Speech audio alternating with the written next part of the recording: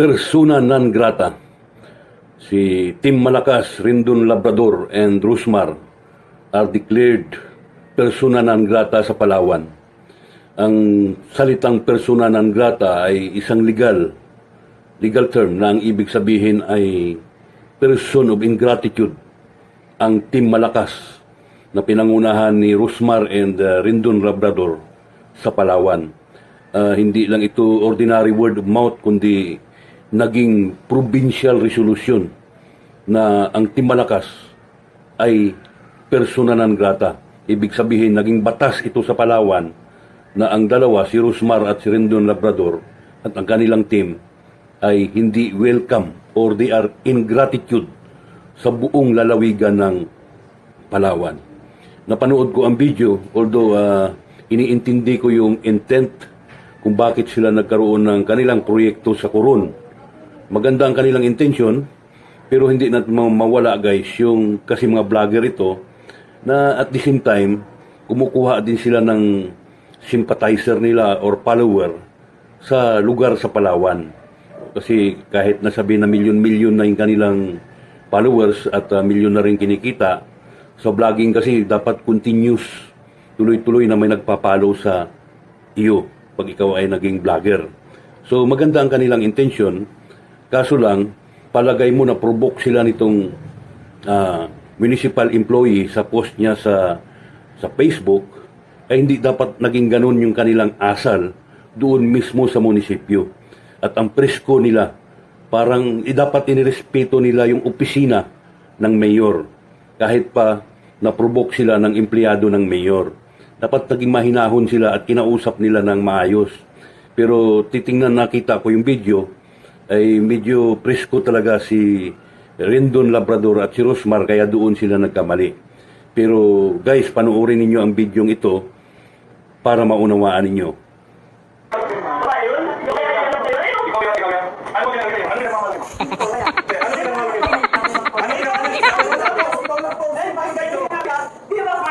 Ginamit nyo lang mga taga-Coron para sa flag your software. Dismayado dahil naghintay sila ng isang oras magtutok. At lalong ginamit yung mga staff para mag-assist sa inyo. Tapos wala kayo sinabot. Nisip kong tuloy. Ako lang ng 3,000 last money ko na yung kanina. Ano ba pinagpapalala? Ano ba kayo dito?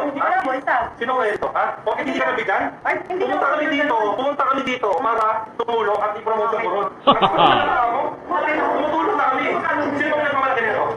Pag pinapayagan ninyo yung mga ganitong staff ng munisipyo, dapat kayo may tumulong na bigyan.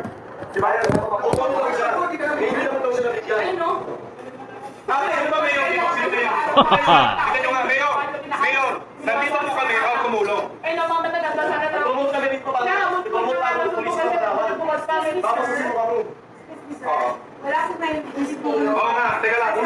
Sino po yung Mayor dito? Si Mayor Reyes po. Mayor Reyes, nananawagan po kami na ganito pong klase ng mga...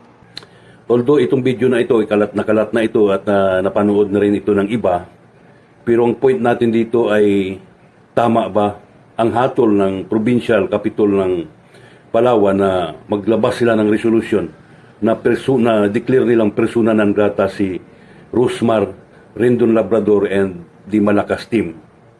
Alam nyo guys, yung pag-declare ng persona non grata as a resolution, through a resolution, option yan, privilege yan. Hindi yan right nila Labrador at ni Rusmar. Hindi nila pwede ma-invoke yung kanilang freedom to travel. Kasi may batas. Personal ito sa taga-Palawan kung saan ang dahilan ay nasaktan sila sa mga pangyayari o kung ano man ang kanilang dahilan. So personal sa local government of Palawan na i-declare silang persona non grata at hindi ito pwedeng questionin sa Supreme Court or sa amang korte sa Pilipinas. So, since personal yan, privilege ng Palawan yan, ng local government ng Palawan, walang magawa si Rusmar at si Rendon Labrador sa issue na yan. Ngayon, humingi na ng tawad. Ayun bang paghingi ng tawad ay matanggal na ba ang pag-declare ng resolution? Hindi po. Kasi batas yan. At ang pwedeng magtanggal lang din sa batas is through amendment of another law na pinapawalang bisa niya na ang nakaraang ang previous law. So, hindi po yan mawala dahil humingi ng tawad si Rusmar at si Rendon Labrador. Talagang kuminsan, the end does not justify the means. Dito po papasok yun. Magandang intensyon ni Rosmar at ni Rendon, magkaroon ng project sa Palawan, pero may nag-comment sa kanila na provoke sila. Ang mali nila ay naging barumbado sila doon sa munisipyo. So yung intensyon nilang maganda ay hindi po yun ma-justify sa pagka-arrogant behavior nila doon sa munisipyo. Kahit pa sabihin nila na naprovoke sila ng post nitong empleyado ng munisipyo. Dapat hindi na lang nila pinansin. Kung pinansin man nila, pumunta sila sa munisipyo, nirespeto nila yung office at naging mahinahon sila. So yun dapat ang nangyari doon na tamang ginawa nila. Pero nagkamali din sila dahil nga naging barumbado sila doon sa munisipyo. Alam nyo, ang comment ko lang dito guys, ang nakikita ko, si Rendon Labrador, may pagkamalas ito. Kita mo naman yung asal niya, yung mga the way sa mag-vlog. At nagtandem pa siya kay Rosmar. Ma-advise ko kay Rosmar, dahil sa pagtandem mo kay Rendon Labrador, hatakin yung iyong karisma pababa.